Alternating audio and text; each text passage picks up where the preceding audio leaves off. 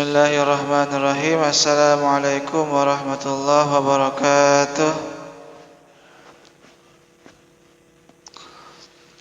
Alhamdulillah wassalatu wassalamu ala Rasulillah Muhammad ibn Abdillah wa ala alihi wa sahabatihi wa man tabi'a sunnatahu wa jama'atah min yawmina hadha ila yawmis sa'ah.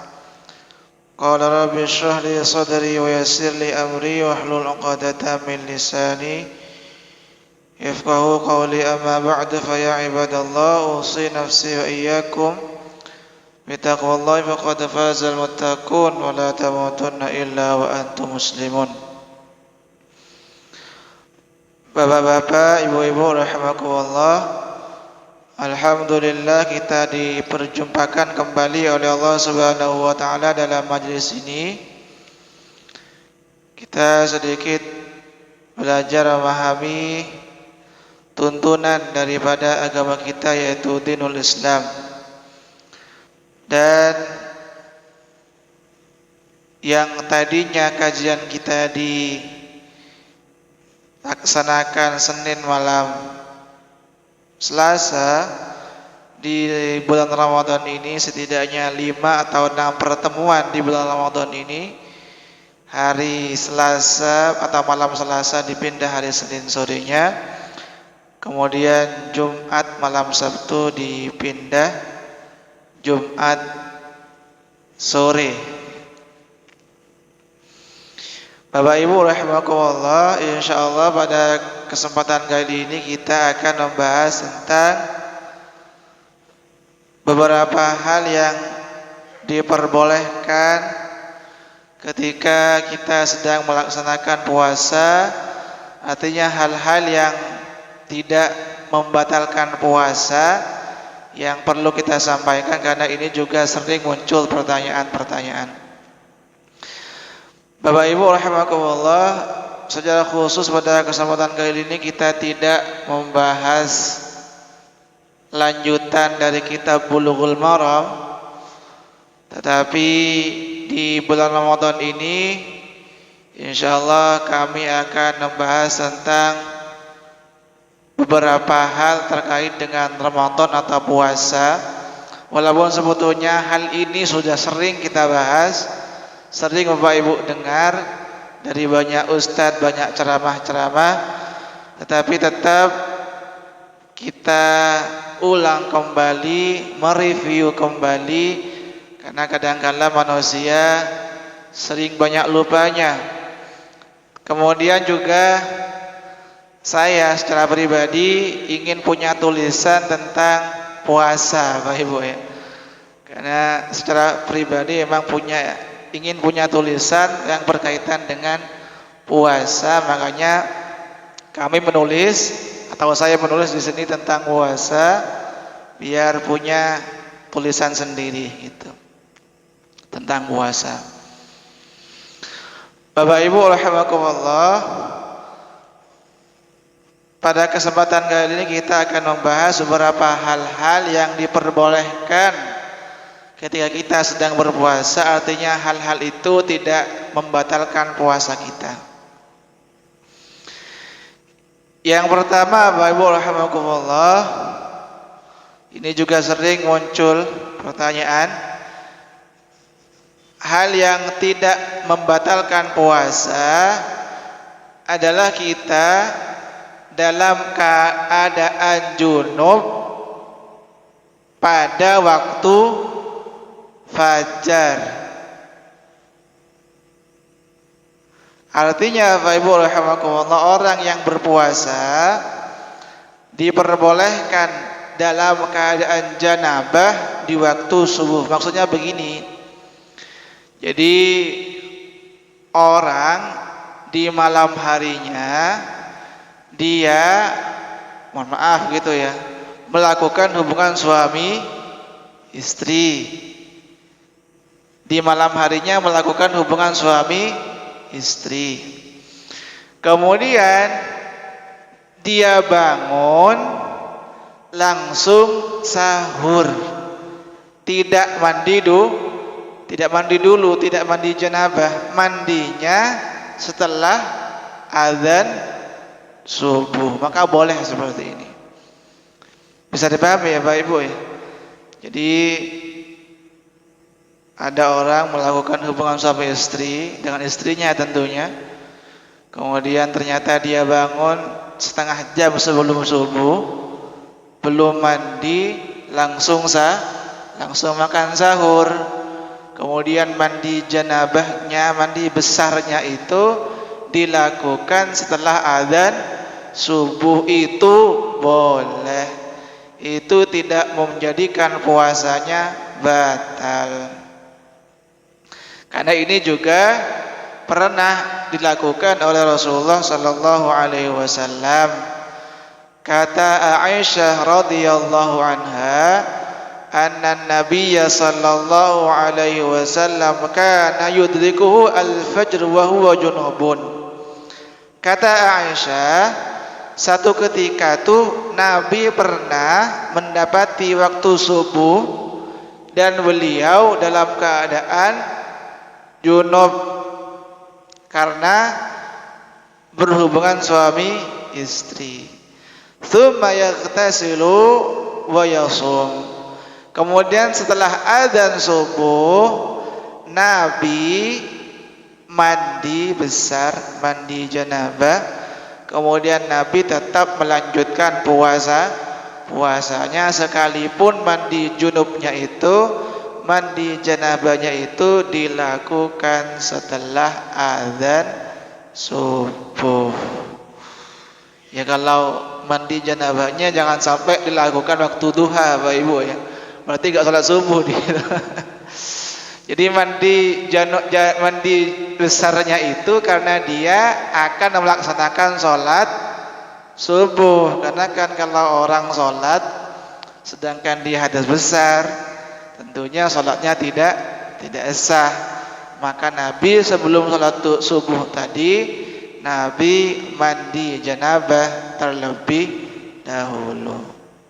Tetapi itu tidak membatalkan puasa.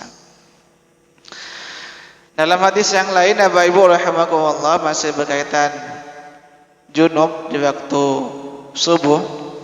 Lagi-lagi hadisnya Aisyah yang menyebutkan bahwa kata Aisyah radhiyallahu anha, anna Nabiyya sallallahu alaihi wasallam kana yudrikuhu al-fajr wa huwa junubun min ghairi ihtilam.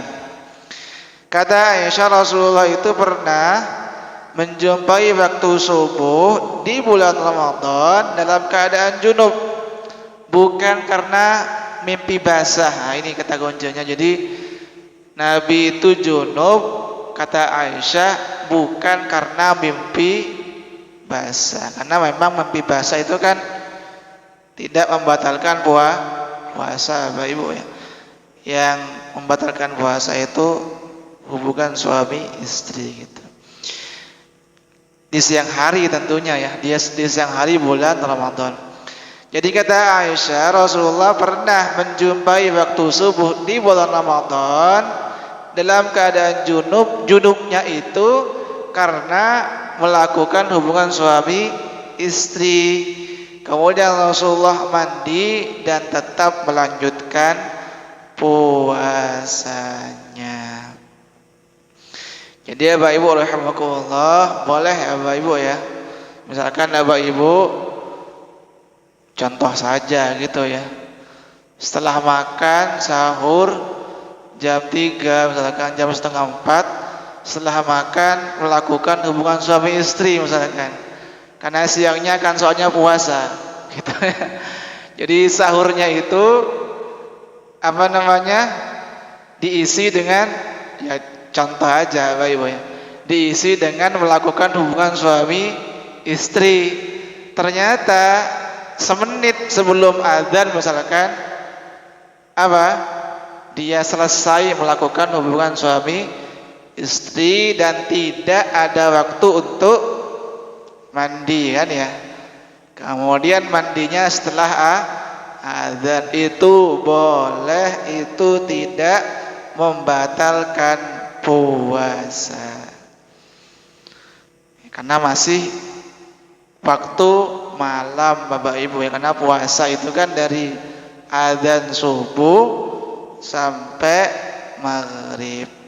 Kalau di malam hari ya diperbolehkan melakukan hubungan suami istri, termasuk melakukan hal-hal yang lain, makan dan seterusnya. Misalkan sebagaimana firman Allah Subhanahu wa taala berkaitan melakukan hubungan suami istri di bulan Ramadan di waktu malam. Allah Subhanahu wa taala berfirman di surah surah Al-Baqarah, surah yang kedua ayat 187.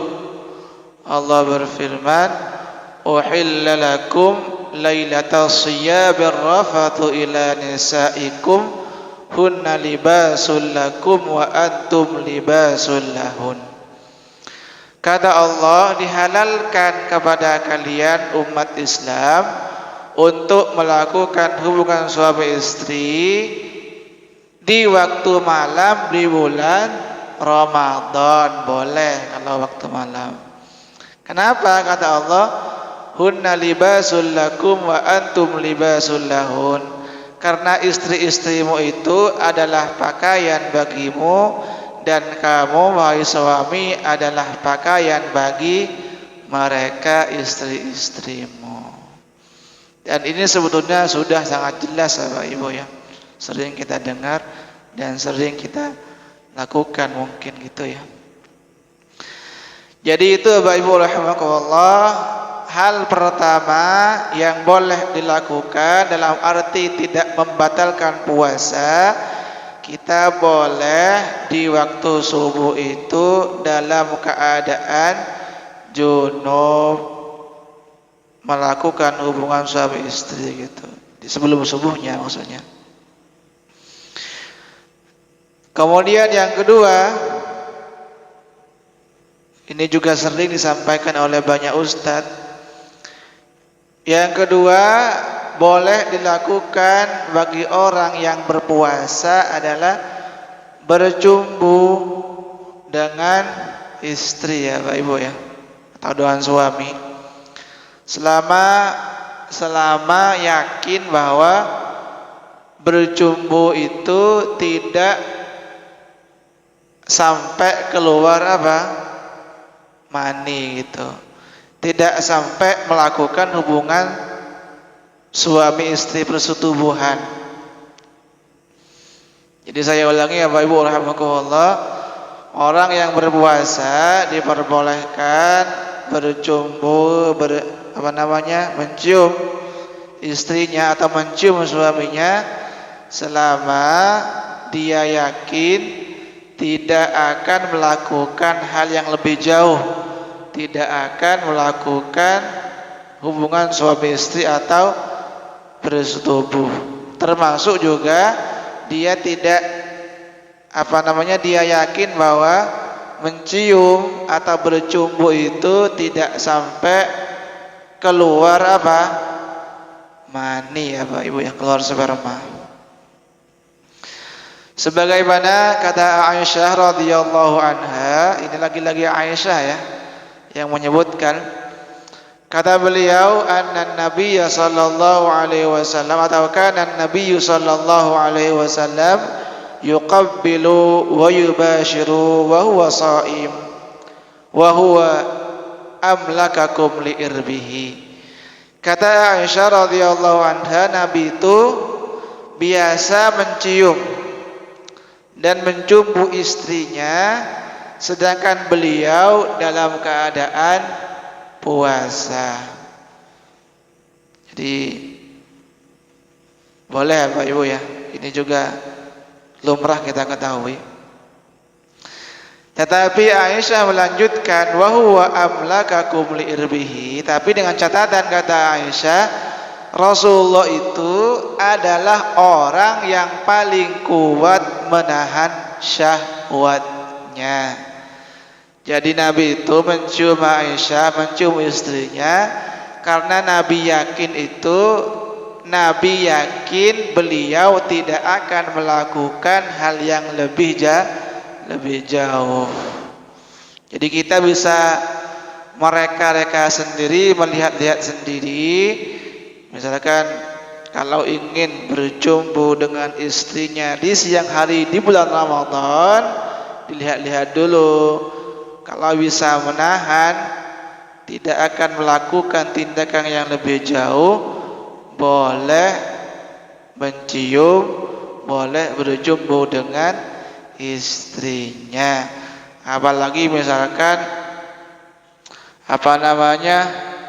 pengantin baru misalkan gitu. Ya, kalau dia merasa bisa menahan syahwatnya, tidak akan melakukan persetubuhan misalkan, maka dia boleh memeluk mungkin atau mencium mungkin.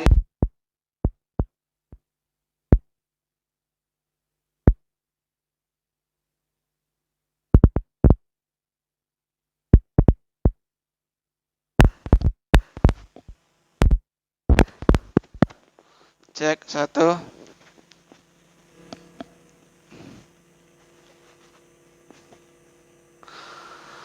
Bapak Ibu rahimakumullah, berkaitan dengan kebolehan berjumpa dengan istri atau mencium, ini juga disebutkan oleh Aisyah radhiyallahu anha. Satu ketika Aisyah pernah ditanya oleh salah seorang sahabat tentang apa saja yang dibolehkan bagi seorang suami terhadap istrinya ketika sedang berpuasa. Jadi Aisyah ditanya tentang apa saja yang boleh dilakukan seorang suami kepada istrinya di bulan Ramadan dan mereka sedang berpuasa. Aisyah kemudian menjawab, kullu syai'in illal jima', kata Aisyah. Boleh segala sesuatu itu kecuali apa? Bersetubuh, kecuali jima'. Artinya istri atau suami boleh saling mencium, saling berpelukan, bercumbu, dengan catatan yang tidak boleh itu adalah jima' atau bersetubuh. Ini sama kasusnya dengan Bapak Ibu ya, dengan istri yang sedang dalam keadaan haid gitu. Kan Nabi juga menyebutkan, kata Nabi itu isna'u kulla syai'in illal nikah. Wahai sahabat-sahabat, kata Rasulullah, ketika istri kalian sedang haid, boleh melakukan segala sesuatu illan nikah, kecuali jima, kecuali bersetubuh. Jadi hampir sama kasusnya. Jadi seorang istri yang sedang haid gitu, yang tidak boleh itu adalah jima atau bersetubuh. Adapun sekedar berpelukan, mencium itu boleh, bahkan masih sangat-sangat dianjurkan Bapak Ibu ya.